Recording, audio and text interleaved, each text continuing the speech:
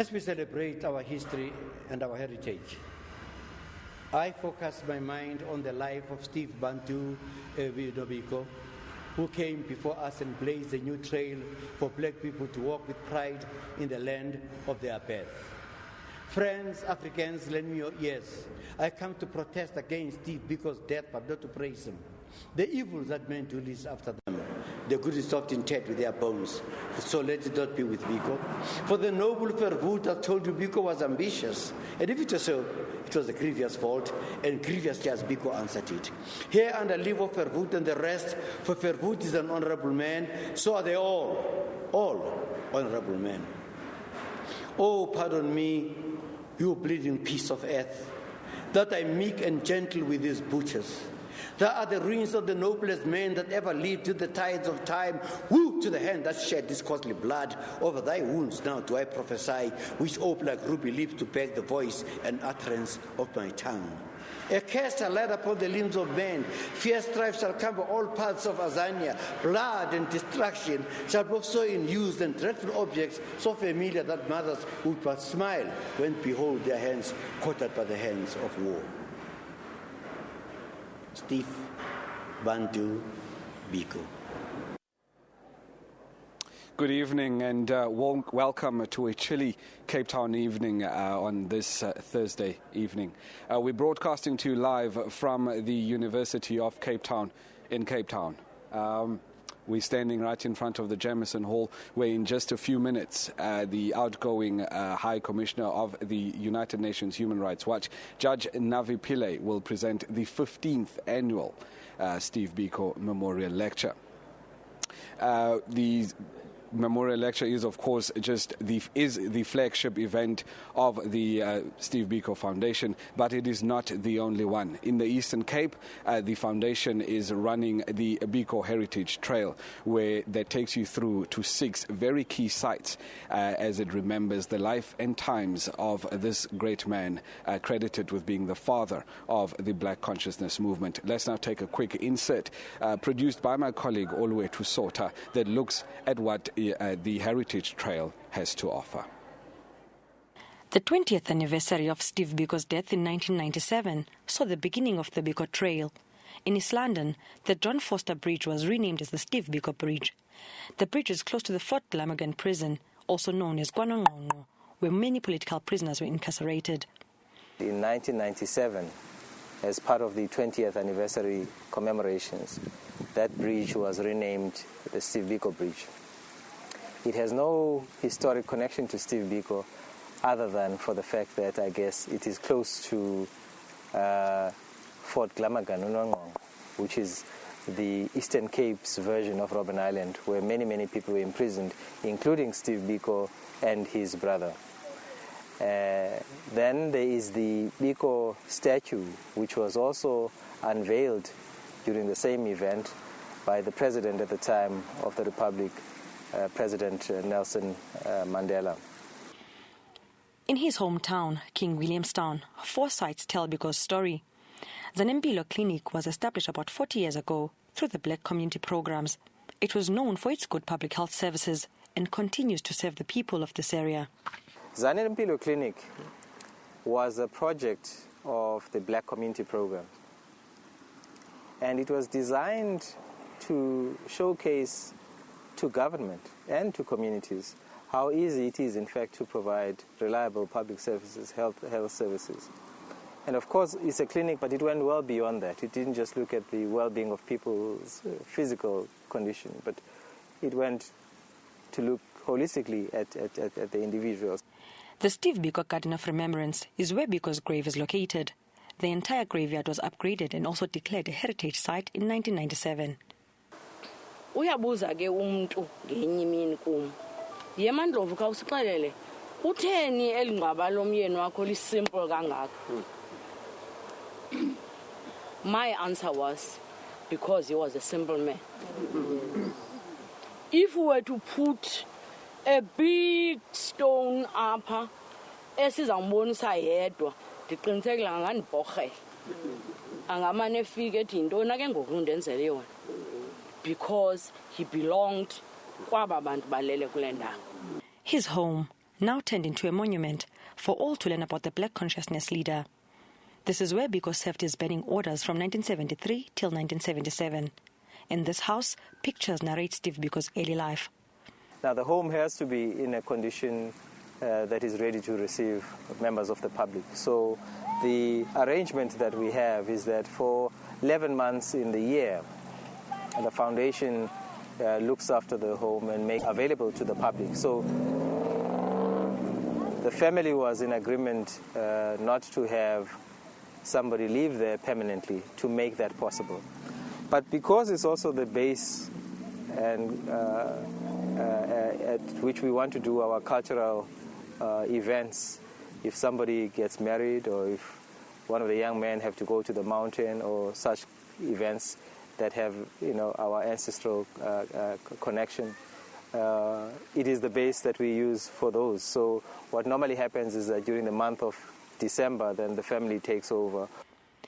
What brings all these sites together and tells an in-depth story about Biko and other political leaders is the state-of-the-art Steve Biko Center, a walking distance from his home in Ginsberg. And so part of what we were trying to do with the center was to have a destination that would offer content, not just through the exhibition in the museum, but also through the programs of the center. Remember that a lot of the work that Steve Biko was about was intangible. It was ideas. And here we are trying to give expression to some of those ideas, right? And so when people visit the center, they will have access to the museum and the permanent exhibition. And the exhibition locates Biko within the black intellectual tradition. We also have theater spaces, and we have an in-house production unit here that has staged plays, particularly in support of the school curriculum. We have a commemorative garden, which we are in, which is designed to highlight those who were victims of torture and death in detention. And so the wall that we were just observing now has a list of names of people who died just like Steve Biko. South Africans have been urged to visit such sites and learn more about the history of the country. Olutu Sota, SABC News in King Williamstown. Thank you to my colleague Olutu Sota for putting together such a nice piece on the Biko Heritage Trail down in the Eastern Cape. I hope you were able to get a little bit of a glimpse of just what it all involves to put all of this together for Steve Biko. Let's now cross you live inside the Jameson Hall here at the University of Cape Town, where proceedings are underway for the 15th Annual Steve Biko Memorial Lecture. Have joined us in South Africa and throughout the continent via SABC Television, SABC Radio, and YFM, our broadcast partners. And of course, in more recent years, we have had an increasing number of people participating online. So please allow me also to say hello to our friends on Facebook and to the Twitterati who are participating via social media. And for those of you who do tweet, just a reminder that the hashtag for tonight's event is Biko Lec 2014. And last but not least, I'd also like to take a moment to acknowledge our colleagues at the Steve Biko Center in Ginsberg, King Williamstown, who are also gathered this evening to reflect on the legacy of Steve Biko and who on a daily basis carry out the work of the foundation. And I'm sure some of you might be asking exactly what is the work of the Steve Biko Foundation and how do we pursue our vision to be the premier independent promoter of the values Steve Biko lived and died for, restoring people to their true humanity. At heart, the Steve Biko Foundation is a community development organization. I think often when we talk about development, we focus on the tangible elements, such as the kilometers of paved roads, the number of hospitals, schools, and the like. And while we pursue those as critical to improving the quality of people's lives at the foundation, we also view the intangible elements of development, things like history, culture, and identity, the issues that speak to the soul, as being equally important to the developmental project. In the words of Steve Biko, material want alone is bad enough, but coupled with spiritual poverty, it kills. So through our programming at SBF, we focus on both the tangible and intangible aspects of development through what we call the 3 C's: consciousness, capacity, and community. The first C, consciousness, being a critical understanding of ourselves, our communities, and how we advance the just and egalitarian societies people like Steve Biko so eloquently articulated. The second C, capacity, being the confidence in ourselves, as well as the practical skills to advance social and economic development in our own lives and the lives of our loved ones. And thirdly, community, an understanding that our successes and failures are not about us individually, that we are inherently linked to one another through our common humanity, and that we have a shared responsibility to each other. Practically, SPF carries out the 3 C's through activities in the areas of leadership development, research, policy and publications, and international dialogue. We facilitate these programs most concertedly in the sectors of arts and culture, economic justice, education, as well as sports development. It's the international dialogue portfolio, though, that brings us here tonight.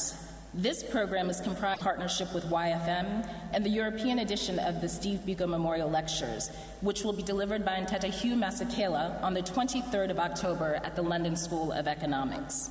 Through this international dialogue portfolio, we at the Foundation strive to create opportunities for people of different backgrounds, generations. Given her demonstrable commitment to human rights that spans the entirety of her career, and her recent tenure as the United Nations High Commissioner for Human Rights, we could think of no better person than Judge Navi Pillay to deliver this 15th edition of the Steve Biko Memorial Lecture, as we focus on the legacy of Steve Biko and human rights. In the words of Biko himself, as people existing in a continuous struggle for truth, we have to examine and question old values, concepts, and systems. Having found the right answers, we shall then work for consciousness among all people to make it possible for us to proceed toward putting those answers into effect. We believe that tonight's lecture will help us to do just that. Thank you.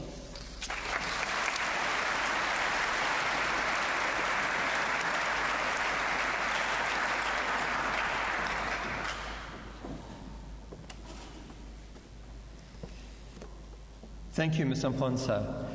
I just want to check what the sound is like in the audience, because on the stage it's not good, and we're going to come down to listen to the speaker. Front row here, okay?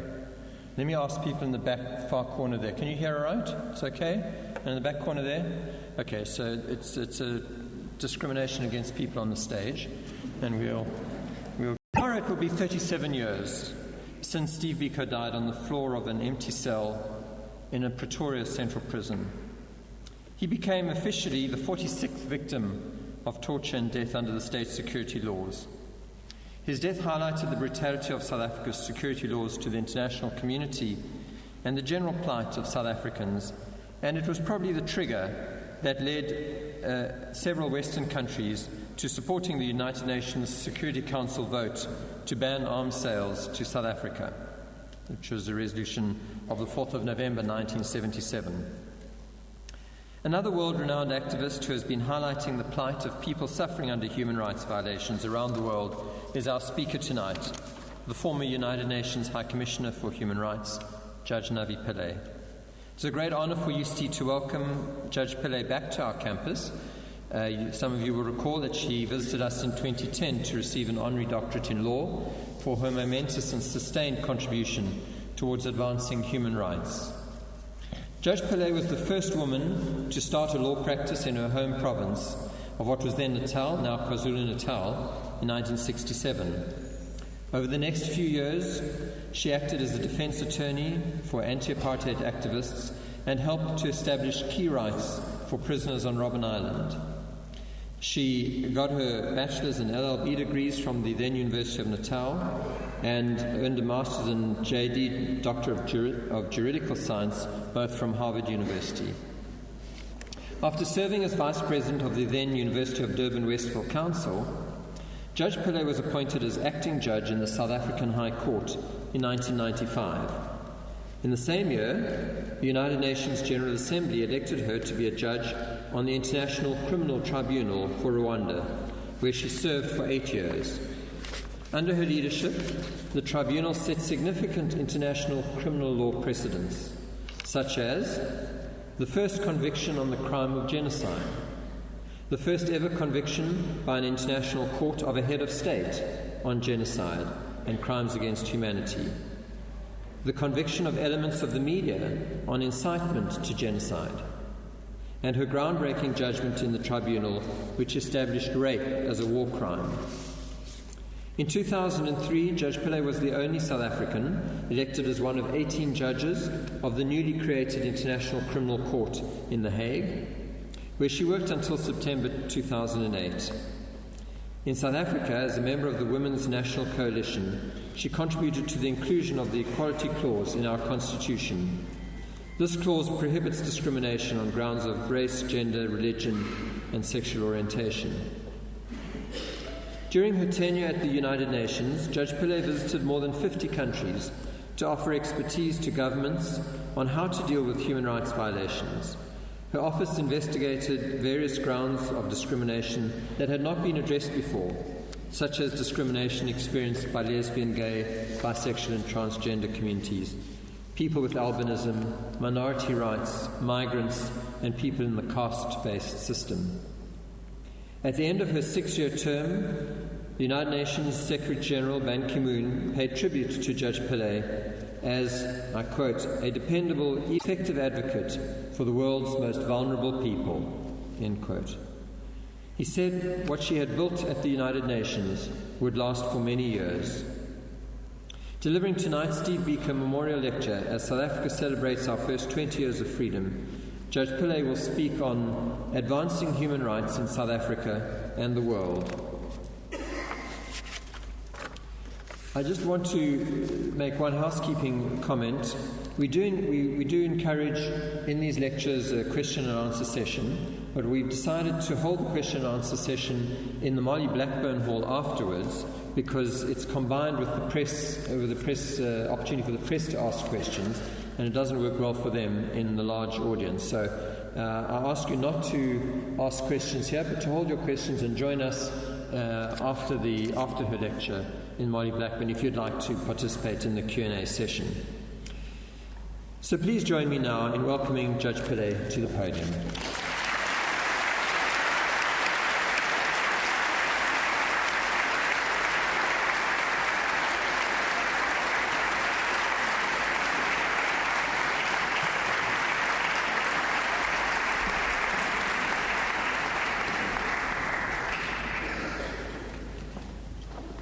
Thank you, Vice-Chancellor Price, for that kind introduction.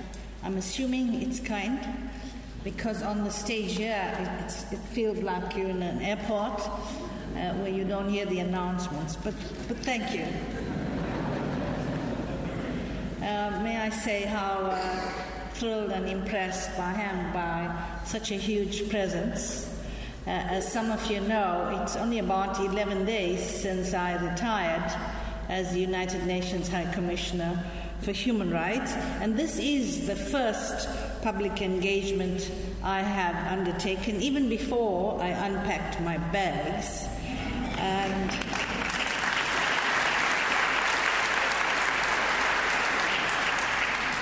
I do so for the opportunity to honor Steve Biko. And I want to thank Kozinati Biko, the SPF CEO, for inviting me to deliver this address. You have invited me to reflect on my tenure as the UN High Commissioner for Human Rights and share my insights as to what we as citizens can do to advance human rights in South Africa, on our continent and the international community. I'm going to stay with that subject, and therefore I would welcome question and answers because that gives me an idea of your specific interests.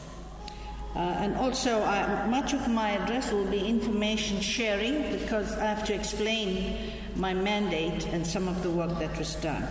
So before I go ahead to deliver the lecture, let me also add my voice to the worldwide acclaim for Steve Biko and his courageous contribution to the liberation of South Africa. I was a very young lawyer in the 70s and defended many of SASO and BCM members in the courts. I had started my law practice in 1967, and I'm sure that sounds ancient to many of you. And of course, after 3 years, I was qualified to take on candidate attorneys, or article clerks, as we said in those days. The first of them was my husband, Gabi Pillay, and I have to pause here to say I was still a minor under the law at that stage, but I was his principal. He was my pupil.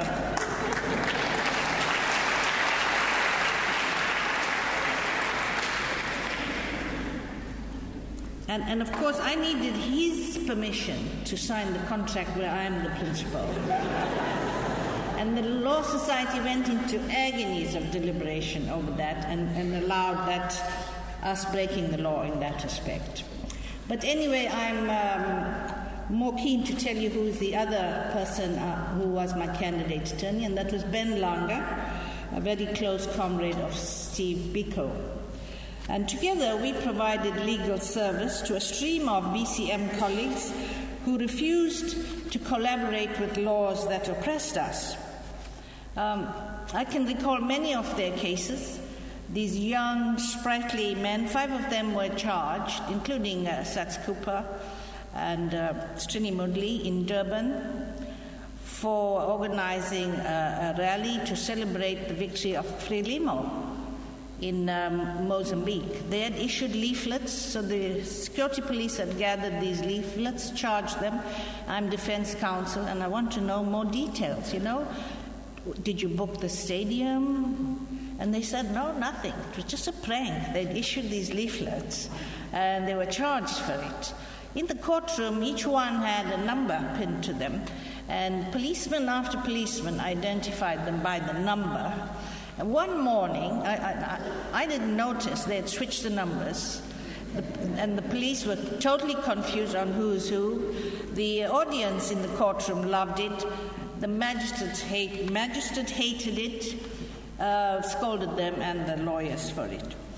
I was also there when 10 of them or so emerged from solitary confinement and torture in Pretoria.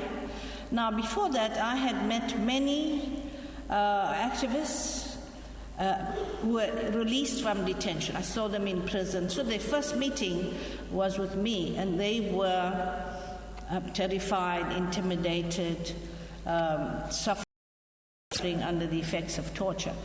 But these SASO students bounced out of those police vehicles, cheering, patting each other on the back, a total show of confidence rather than being intimidated in front of the security police. So their bravery and principled stand made a lasting impression on me, and from these early lessons learned from Steve Biko and BCM, I have remained consistent throughout my career in calling on all individuals to stand up for your rights. A life cut short, and yet a life that not only contributed to the dismantling of apartheid in South Africa, but also informed international human rights norms and standards. Amongst these was the decision referred to by the Vice-Chancellor by the UN Security Council to ban arms sales to South Africa in November 1977. Just before I left, I had occasion to meet with the P5. They hosted me to a breakfast, the big powers with the vote. And I said to them that I thought the veto was misused many times. Apart from Syria, where I was calling for referral to the ICC, I reminded them that for this vote on the banning of arms sales to South Africa in November 1977, 3 of the big powers, United States, UK, and France, used their veto to stop action against the apartheid government. So I said that directly to them because that's the power of my mandate. I had 2 days left, so nothing to lose.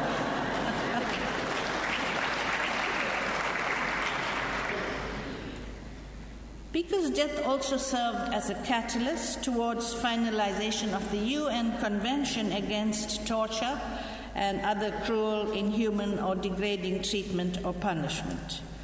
I do hope that South Africa will get on with ratifying the optional protocol to the Torture Convention so that individual complaints about torture can be heard by the Committee Against Torture. Now, the action that each of us can and should take against human rights violations wherever they occur is, as Biko himself urged, not to be a spectator but a participant. Just as individuals around the world cared about anti-apartheid activists and human rights defenders like Biko and demanded that their own governments support our struggle for freedom, so we should watch out, use our voices and speak out, and demand that our own government supports the safety and freedom of human rights defenders, journalists and NGOs who are facing arrests, detention and even death for their critical work, both at the hands of their own governments and by drug lords and other criminal elements. Let me say it's very moving to be among so many friends today in order to commemorate the 37th anniversary of Biko's murder and to celebrate his push by civil society declaration to the characteristics and traditions of different cultures. Yet as the discussions unfurled, a consensus emerged in Vienna. The key to this is the notion of universality, indivisibility and interrelatedness of all human rights. You see, a number of states had been resisting the entire concept of economic and social rights because they saw them as aspirations rather than rights intrinsic to human dignity and freedom. The vision of an interrelated and interdependent constellation of human rights allowed for economic and social rights to be on board, as well as the right to development. The debate regarding the so-called cultural specificities of human rights was resolved with an equally deft and inclusive approach. Of course, all countries are indeed not the same, and all voices must naturally be heard. But these cultural specificities in no way erode the universality of human rights. And in many of my visits to countries, I have argued this, and these contentious positions still prevail in the UN, favoring political and civil rights because that way certain countries can focus only on developing countries and ignore the question of poverty and lack of development in underdeveloped countries. The formula that ultimately created consensus on this point was, you choose your path, but the goal is something we all hold in common. Your specificity will influence the way you move forward, but that goal of human dignity and human freedom via implementation of the human rights elucidated in the International Bill of Rights is something we all share. And so the assembled delegates overcame major differences in contentious issues such as universality, sovereignty, impunity, and how to give a voice to victims. The result was a powerful outcome document, the Vienna Declaration and Program of Action, called the VDPA. The VDPA is the most significant human rights document produced in the last quarter of a century and one of the strongest human rights documents of the past 100 years. It crystallized the principle that human rights are universal, indivisible, interdependent, and interrelated, and firmly entrenched the notion of universality by committing states to the promotion and protection of all human rights for all people, and I quote, regardless of their political, economic, and cultural systems. The Vienna Conference led to some historic advances in many vital areas, among them women's rights. The NGO slogan, "Women's rights are human rights," was heard loudly. The fight against impunity for serious human rights violations by the creation of the International Criminal Court and stronger UN mechanisms to protect the rights of minorities, migrants, and children. All of these emerged after Vienna. But we must recognize that in many areas we have failed to build on the foundations of the VDPA. The inspiring opening promise of the Universal Declaration that all human beings are born equal in dignity and rights, and that these will be respected as such, is still a dream for far too many people. Let me quote you the preamble to the Universal Declaration of Human Rights. Recognition of the inherent dignity and of the equal inalienable rights of all members of the human family is the foundation of freedom, justice, and peace in the world. Societies that uphold human rights are more resilient, more sustainable, and thus more secure. I was invited on August 21st to deliver an address to the Security Council on prevention of conflict. And so here's the answer: respect for human rights. And so a human rights violation, even a small violation, should be an alert to step in and of conflict. The challenge is how to get governments to implement the legal framework that they themselves set, and how to get them to deliver on the undertakings they made to protect and promote human rights for all. How to ensure that the policies and actions they take as government are people-centered and follow a rights-based approach. Today, an alarming number of armed conflicts are raging in Syria, Gaza, Ukraine, Sudan, South Sudan, Iraq, Somalia, the Democratic Republic of Congo, Central African Republic, and Afghanistan, to name a few.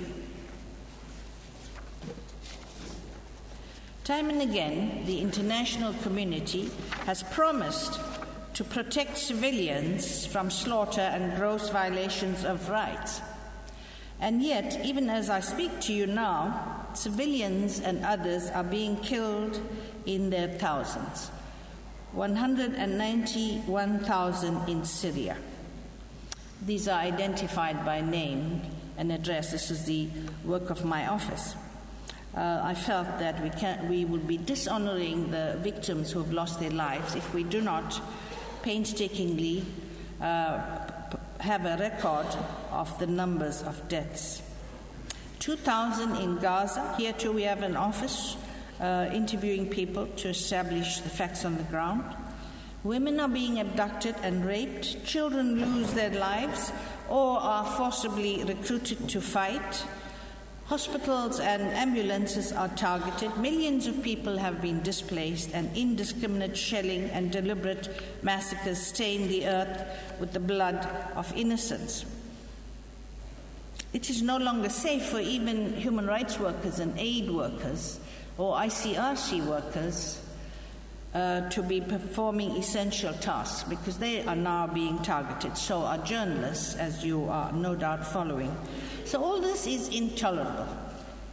In 2005, world leaders at their World Summit adopted by consensus the concept of responsibility to protect, that it is part of sovereignty that they assert, that they have an obligation to protect the people within their country. Yet grave human rights violations continue to happen at the hands of both governments and rebel groups with impunity. Human rights are still not universally respected or viewed as indivisible and interrelated, despite our promise to make them so. States still continue to make arguments about cultural relativity. Women, minorities, and migrants are still discriminated against and abused. The right to development is still not accepted by everybody. Economic inequalities have resulted in a world of super rich and extremely poor people. Power still corrupts, and leaders are still ready to sacrifice their people to retain power. In the course of my work as High Commissioner for Human Rights, let me backtrack a bit because they laughed at me at the farewell, my staff that is. On the first day when I took office and addressed the staff, I said that I'm not going to be traveling to so many countries as my predecessors, because I see my work right here in Geneva and New York to build the office and so on. So they prepared a DVD for my farewell showing me saying that I'm not going to be traveling all over, and then showing each of my visits, 79 countries. If I didn't go to some countries, it's because they wouldn't let me in, including the United States. So what do I do when I have these opportunities to meet with the heads of states, heads of government, and the ministers?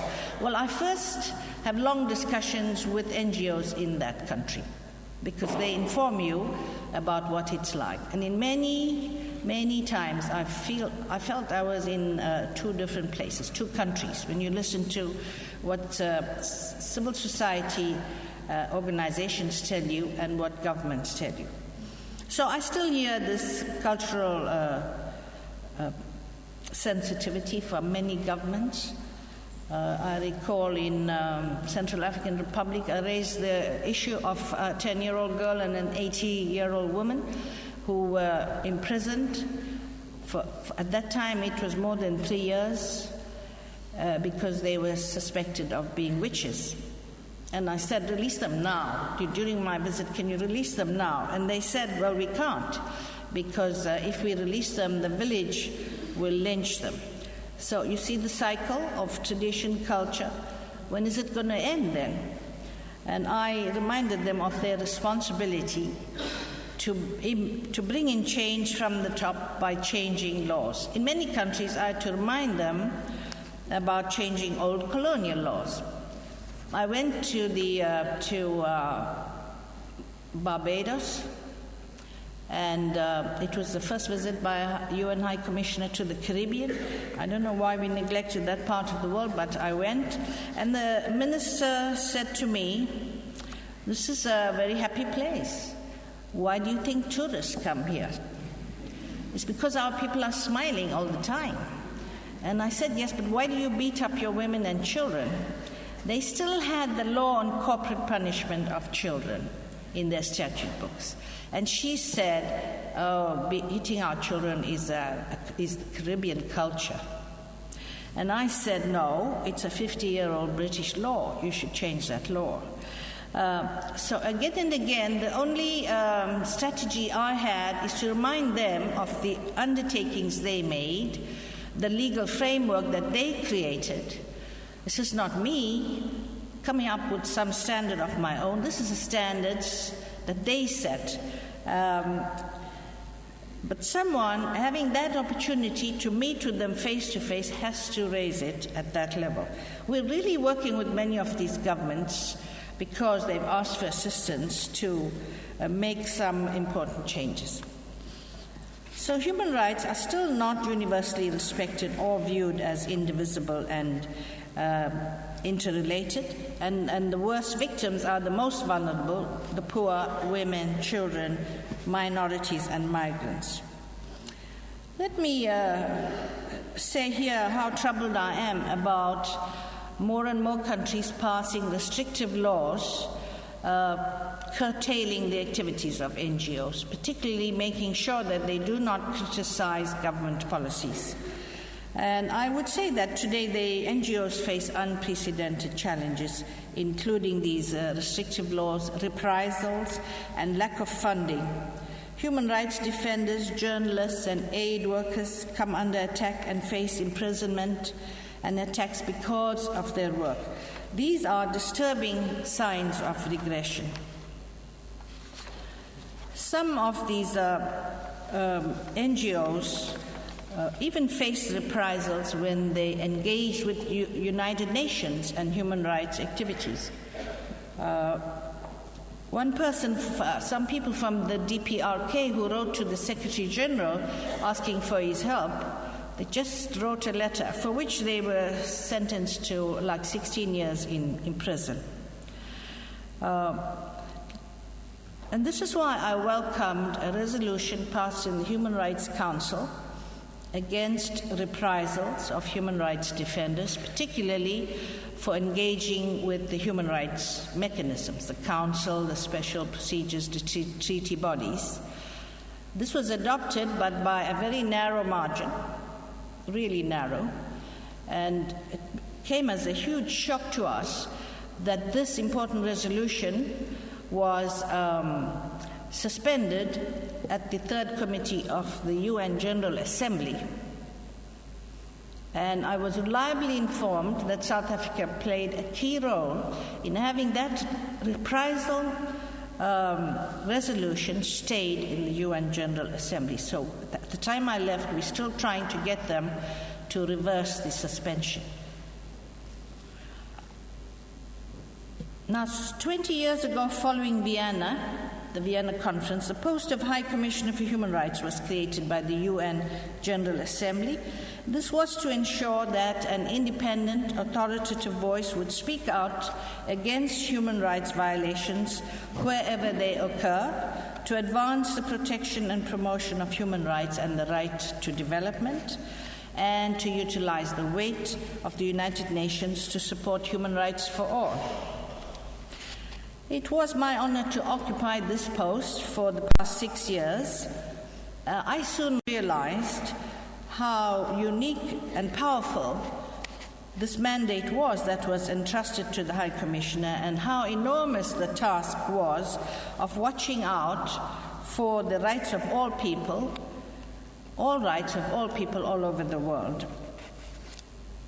When I first addressed the Human Rights Council in September 2008, I pledged to embark on an open-minded, frank, and reciprocally reinforcing interaction based on the premise that the credibility of human rights work depended on impartiality and commitment to truth, with no tolerance for double standards.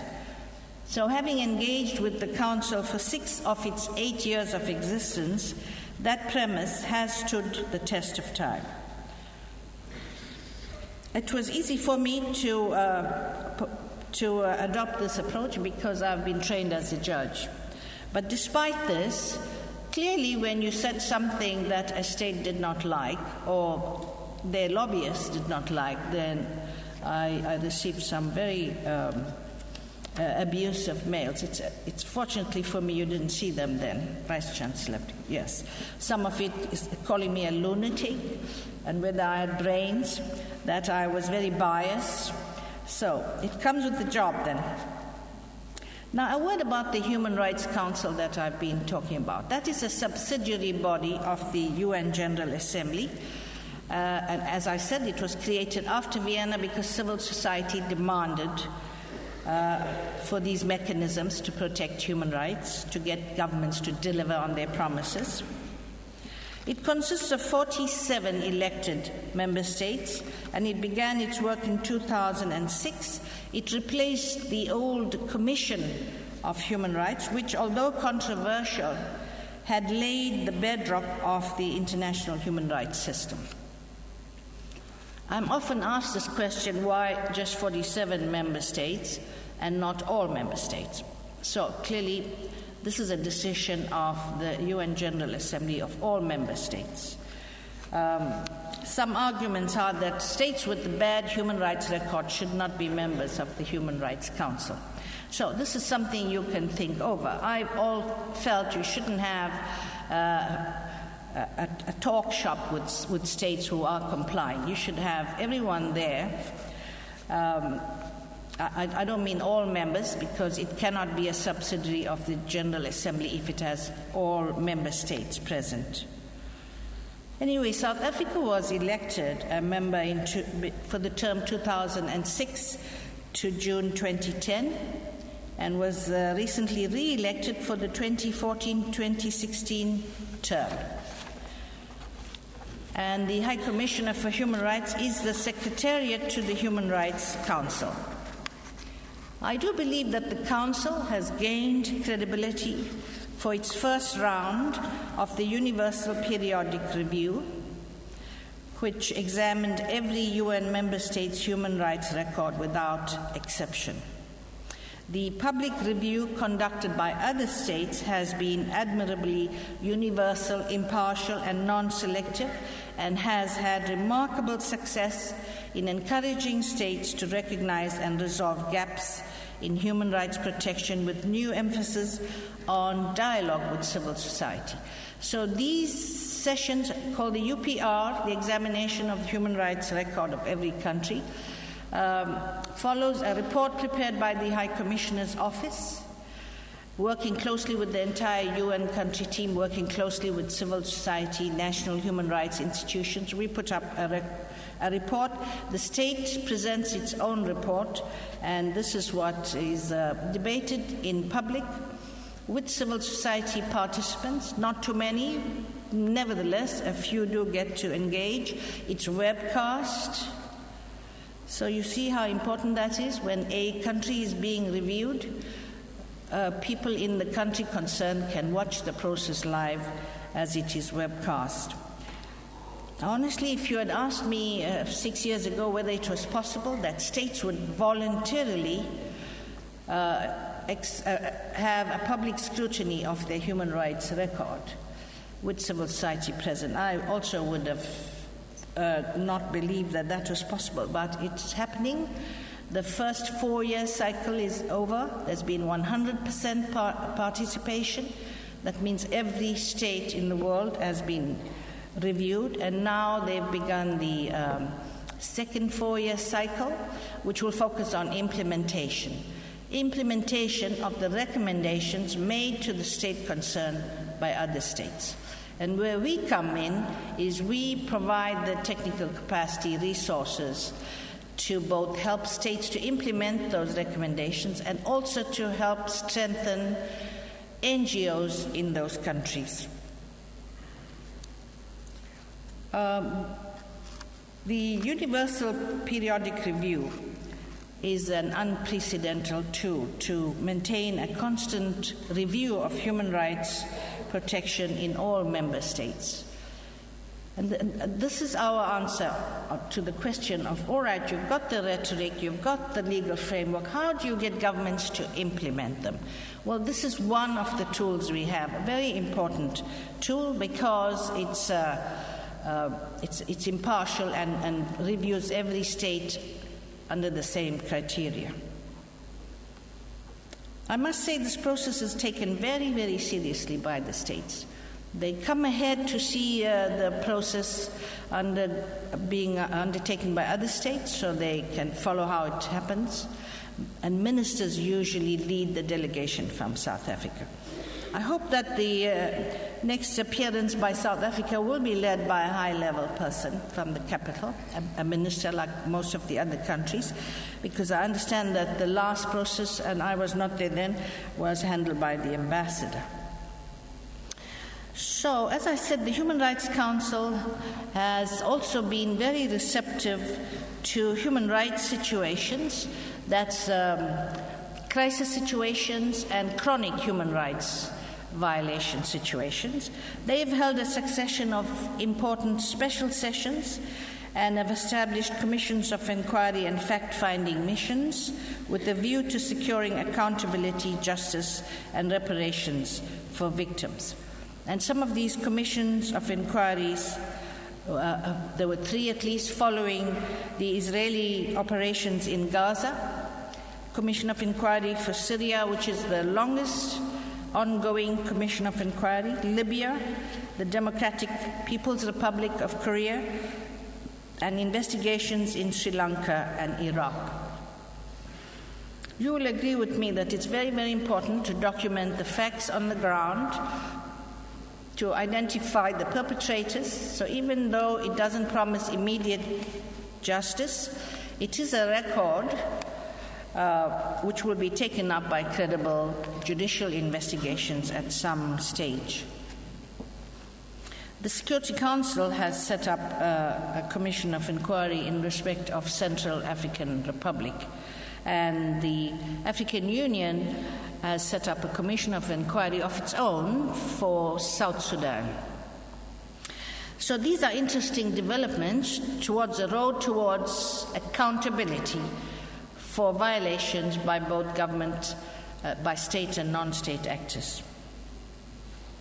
Now there is, besides the Human Rights Council, the other human rights mechanisms is what we call special procedures. These are 48 separate special procedures, both thematic or country-based mandates.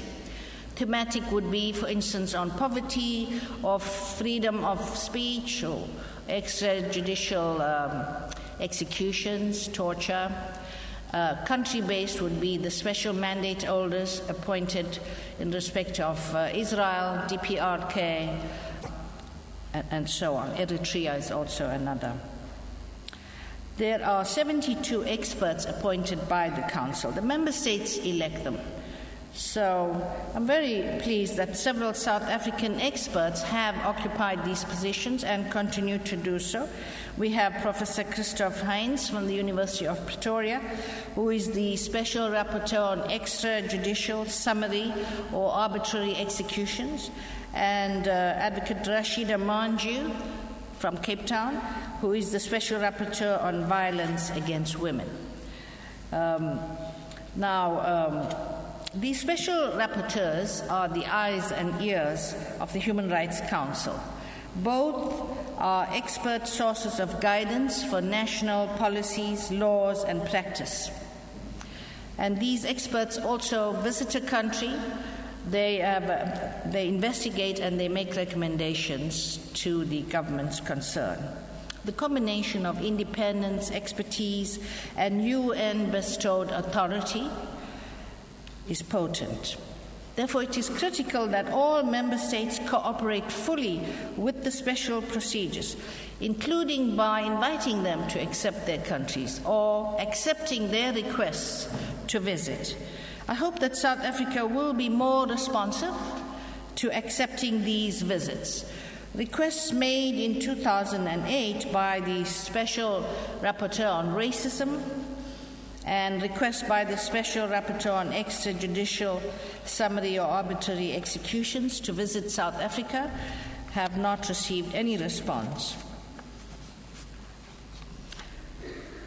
Now, the other mechanism are the human rights treaty bodies which precede the Human Rights Council.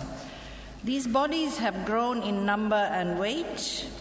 2 major new international treaties on persons with disabilities and disappearance, and 9 important substantive and procedural optional protocols have been adopted since the VI.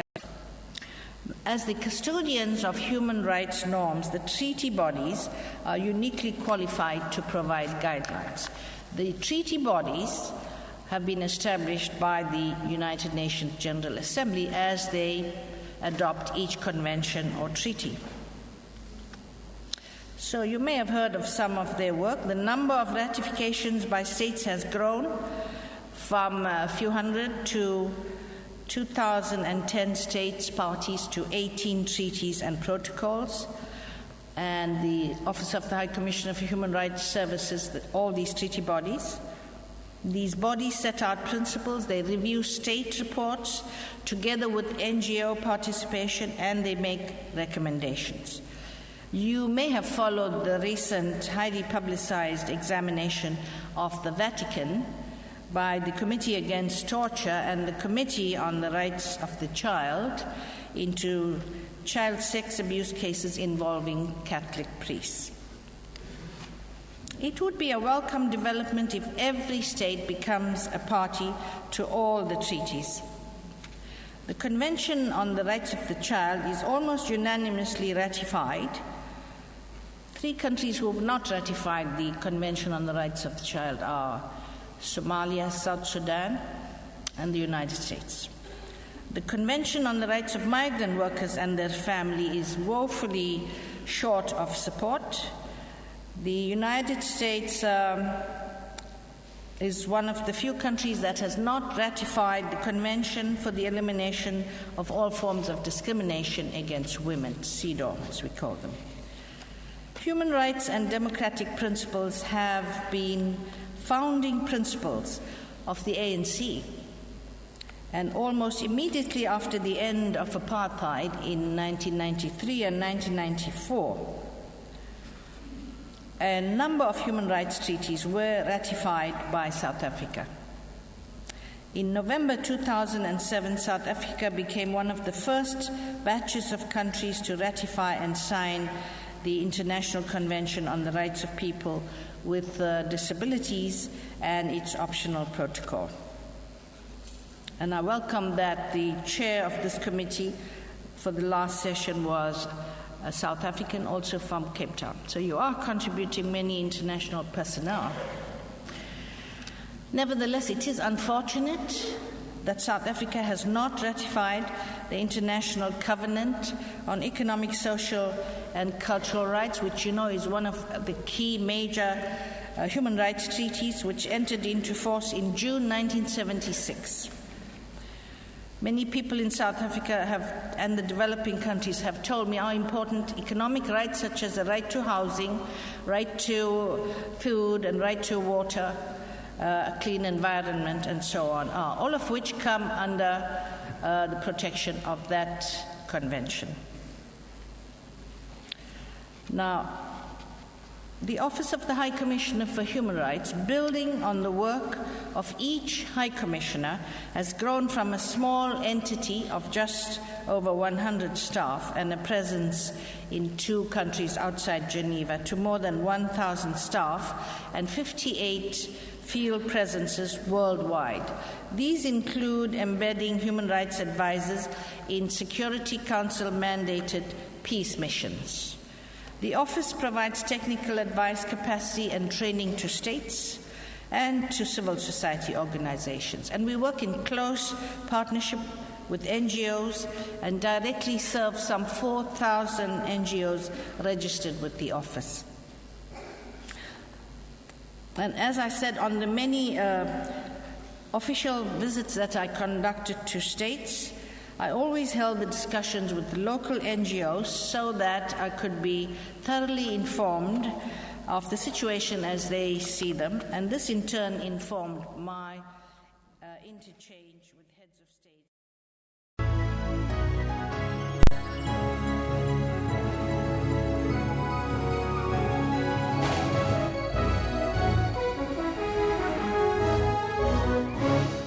About early and forced marriage of girls in that country, and I said to her that I learned that there was a penal reform package that was approved by Parliament almost 10 years ago but has not been signed by the President. And she said, no, that's not true. It's 19 years that it's waiting for his signature.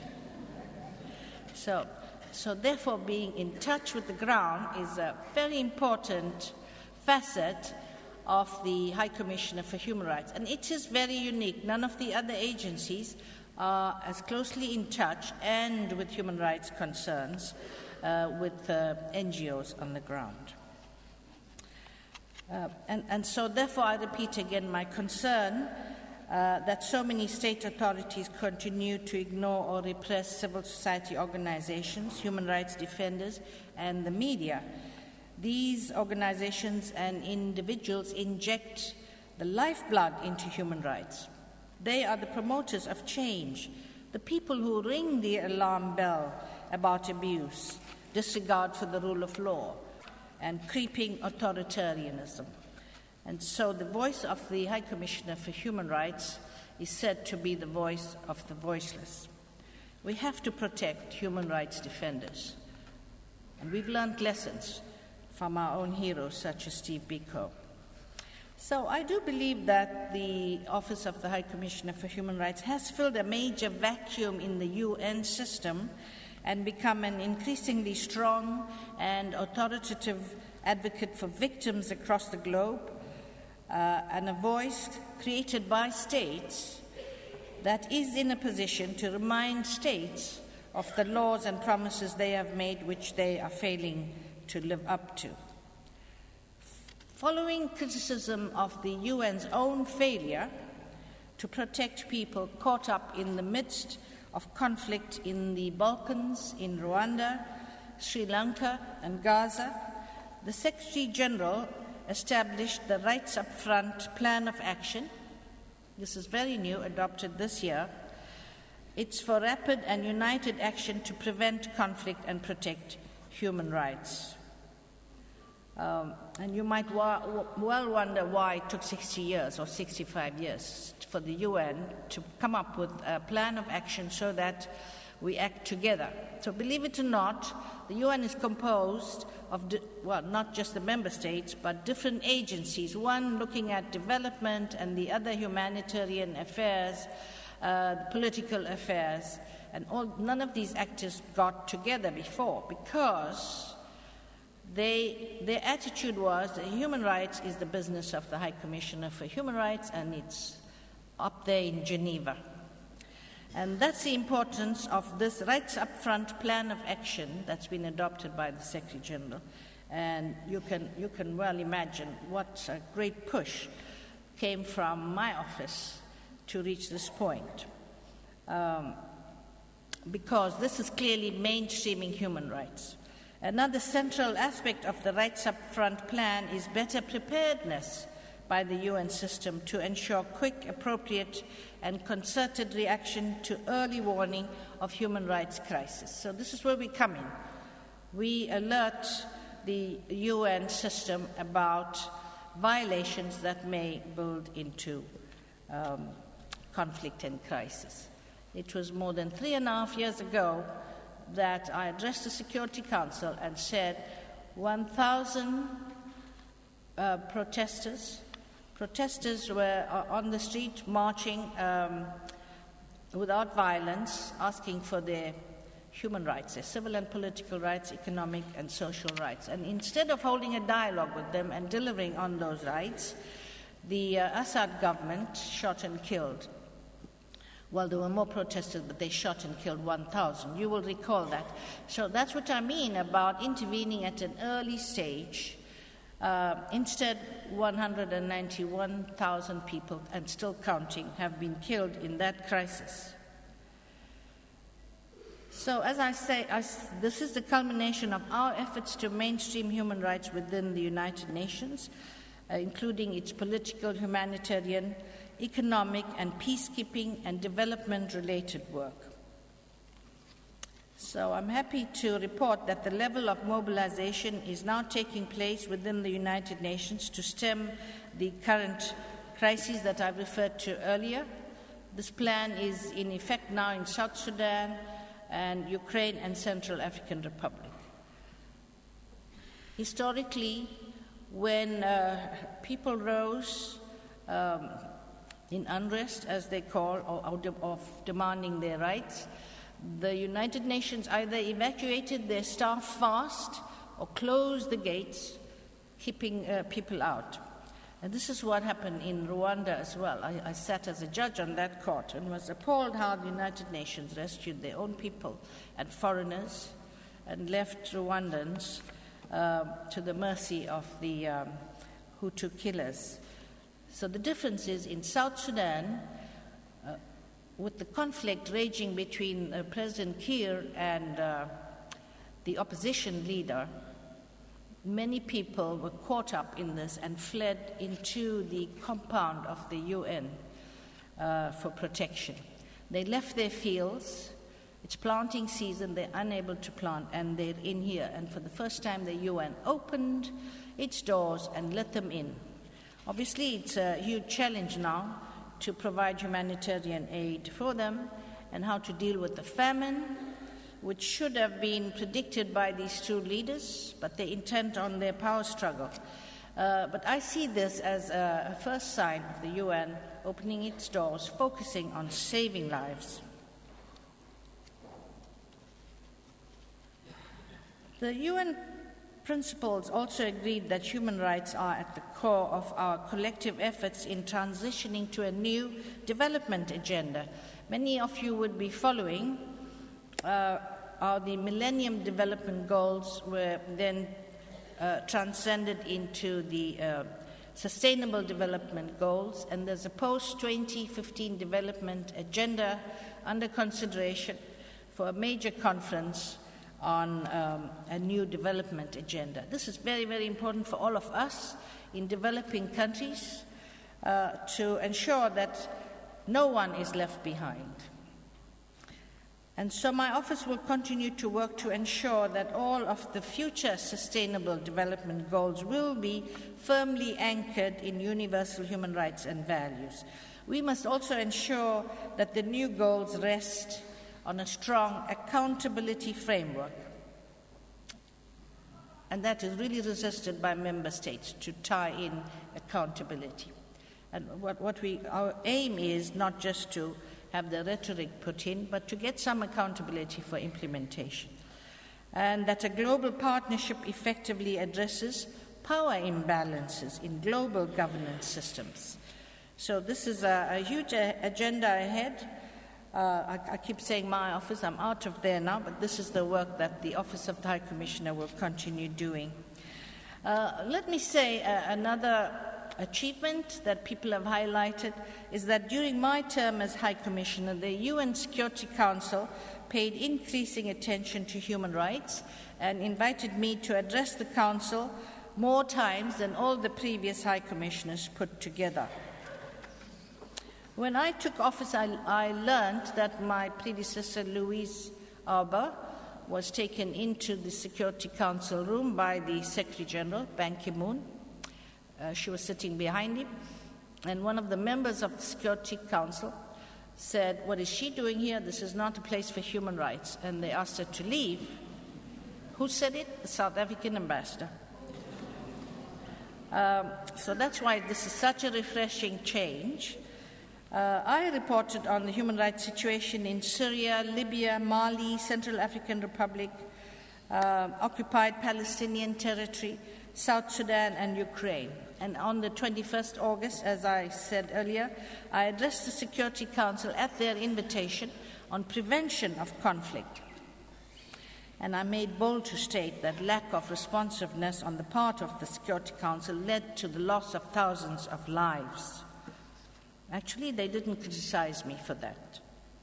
I have urged the Security Council on a number of occasions to refer situations where war crimes and crimes against humanity are suspected to have been committed to the International Criminal Court for accountability. And regrettably, the international community remains unable to consistently react strongly and quickly to crises, including situations of grave human rights violations with high potential for regional overspill. I came through Johannesburg on my way here and participated in some deliberations over the International Criminal Court, and our Chief Justice of our Constitutional Court, Mohikeng was also present, and he pointed to the fact that countries who are not part of the Rome Statute and the International Criminal Court seem to be deciding which situation they should refer to the International Criminal Court. So that there is an inequity there. But remember that the Security Council is the highest body, and we want them to refer cases where we suspect war crimes to have been committed, but we want them to be consistent and address all situations. So these increasing requests from the Security Council for information and advice on human rights issues are most welcome because they demonstrate heightened recognition that human rights are fundamental to peace, security, and development, and testify to the stature that the Office of the High Commissioner for Human Rights has developed.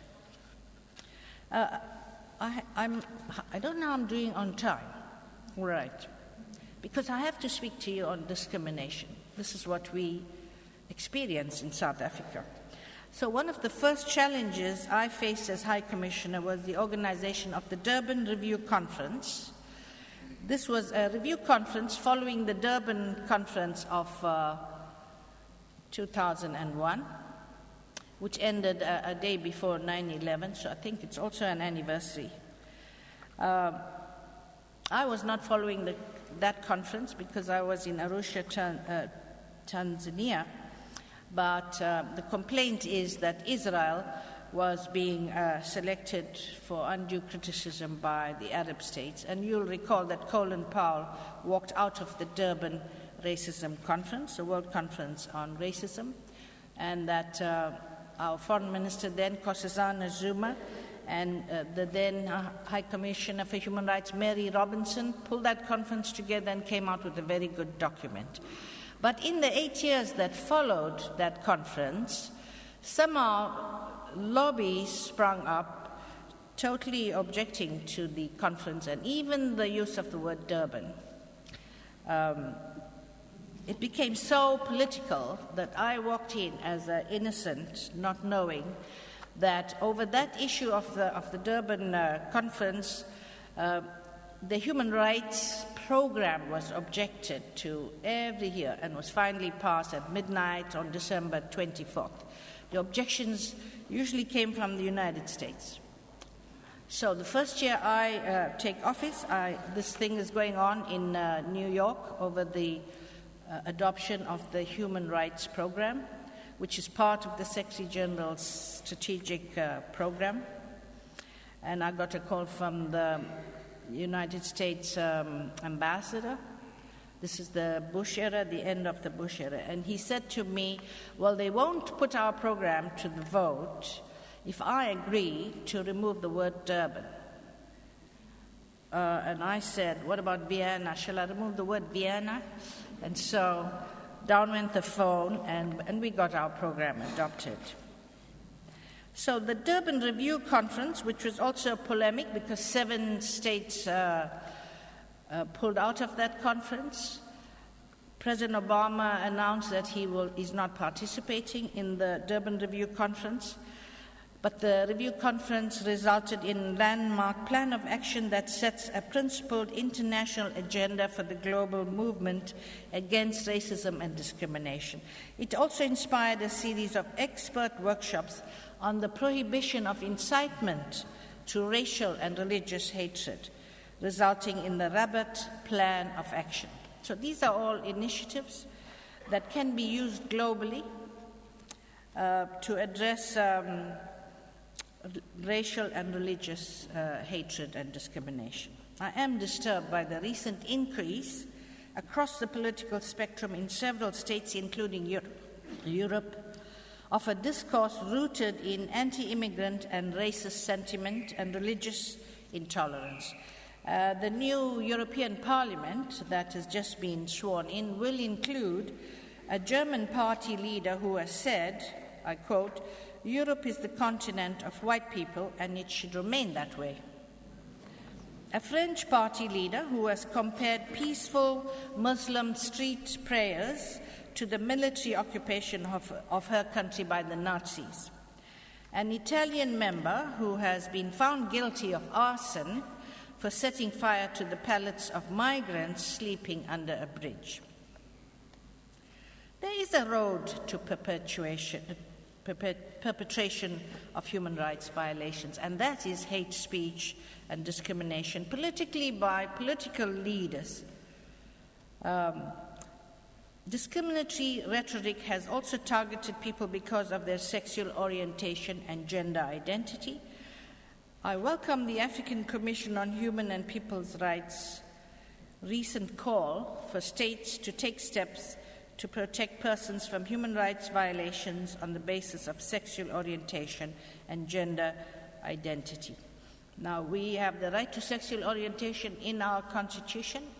The South African government has promised that they will observe that because it's a constitutional right, but they are under challenge by almost every African country on our continent, accused of betraying the continent on that issue. So there's a great deal of work to be done on addressing violence and discrimination against LGBT people. So I've come to my conclusion. Let me say a few words on what we as South Africans can do more for the advancement of human rights in our country, on the African continent, and internationally. South Africa's fight against apartheid is one that not only influenced the United Nations human rights agenda, but also created the expectation that South Africa would emerge as a principled voice of fundamental human rights on the international scene. The lives lost to apartheid and the support mobilized against it, both within and beyond the borders of South Africa, means that it can use its standing in the world to advocate for causes that espouse and uphold the Universal Declaration of Human Rights. In this vein, South Africa has led a number of important human rights initiatives during intergovernmental negotiations. This includes taking an active and proactive stand in combating racism, xenophobia, and related intolerance, which led to the DDPA, supporting resolutions against Israeli occupation of Palestine, support for economic, social, and cultural rights that aim to eliminate poverty, and supporting the first UN resolution on sexual orientation and gender identity.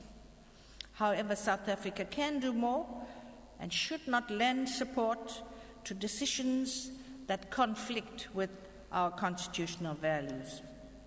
And this includes recent resolutions in the Human Rights Council on the right to protest, on reprisals against human rights defenders, on protection of the family, and the internet, to name a few. South Africa has sided with those who invoke the so-called non-interference in the internal affairs of a country to block scrutiny of serious human rights violations, such as in the case of Sri Lanka. So these positions recall the positions adopted by the apartheid government, which also said criticism of their racist policies was interference in their internal affairs. People not only in Africa but all over the world look to South Africa for moral leadership. The real challenge is to bring to life the realities of people's lives from across the world in an impartial manner so that the rule of law that member states created is implemented and respected. So we all have a role to play to act and be the change that we want to see. Thank you very much for your attention.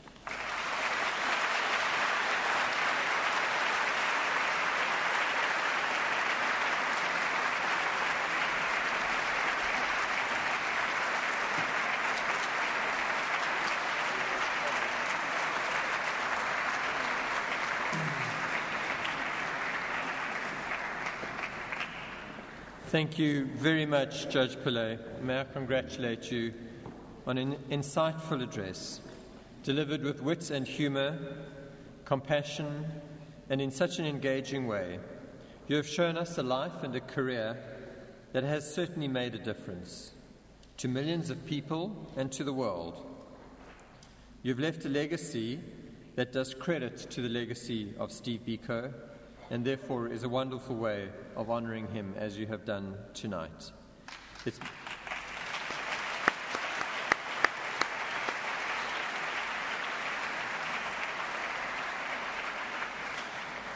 As a gesture of our appreciation, I'd like to invite the SRC President, Ms. Gondwe, to come up and together with Ms. Aponsa to hand over the certificate and the portrait to Judge Pillay.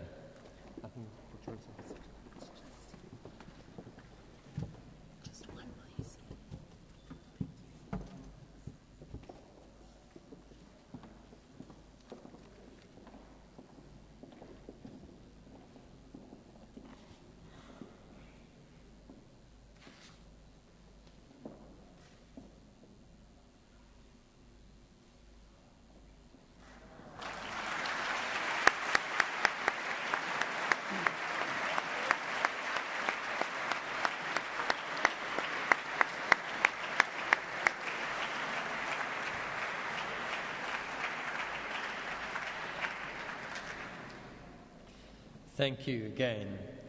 So this brings our proceedings tonight to a close, but as I mentioned earlier, for members of the audience and certainly the media who would like to participate in a Q&A session with Judge Pillay, there'll be an opportunity to do so in a few minutes. I'd like to ask the audience to give Judge Pillay and the Platform Party just a minute to exit the hall and go to the Molly Blackburn Hall, which is, as you go out of the front door of Jamie Hall, you turn to the left and you'll see the chairs arranged for, we estimate perhaps 100 or so people who might want to come to participate.